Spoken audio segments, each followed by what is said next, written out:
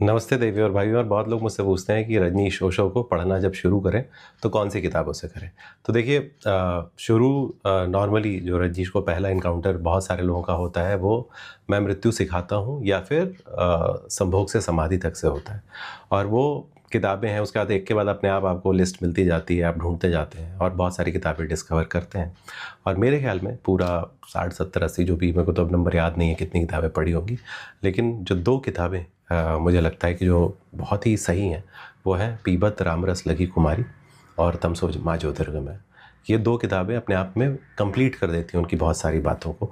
उसके बाद भी अगर आपका रजनीश को एक्सप्लोर करने का मन है तो हमारे मित्र हैं दिव्यांश पब्लिकेशन वाले, नीरज अरोड़ा, वो हर साल रजनीश की कोई ना कोई नई किताब छापते रहते हैं। और इस बार उन्होंने जो भी नई किताबें छापी हैं और वो मुझे भेजी भी हैं, और ये किताबें मेरी कभी ना कभी पहले भी अलग अलग पब्लिकेशन हाउस से पढ़ी भी हुई हैं। कुछ एक इसमें से जो घर बारे अपना, पद घुंघरू बांध, लगन, मुहूर्त, झूठ, सब ये किताब मैंने पढ़ी थी बहुत पहले और ये बहुत ही सही किताब लगी थी। इसी से जुड़ी हुई एक और किताब थी जो अब किसी और नाम से आती है, राम कुमारी नाम की एक किताब थी।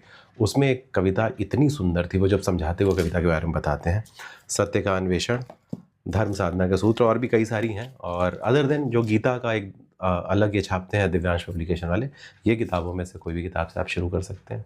और बाकी रजनीश पढ़िए, आपको बताइएगा आपको कैसा लगा। मैंने तो बहुत जल्दी 17 साल की उम्र में 2 साल के तो रजनीश ही पढ़ा है, तो इसीलिए जो बर्बाद हुआ सो बर्बाद हुआ, जो आबाद हुआ सो आबाद हुआ। बट मुझे तो बहुत मज़ा आया और बहुत अकेलेपन में बहुत साथ दिया रजनीश की किताबों ने। और मैं सबको रेकमेंड करता हूँ कि जब भी आपको जीवन में अकेला लगे आपको रजनीश को ज़रूर पढ़ना चाहिए।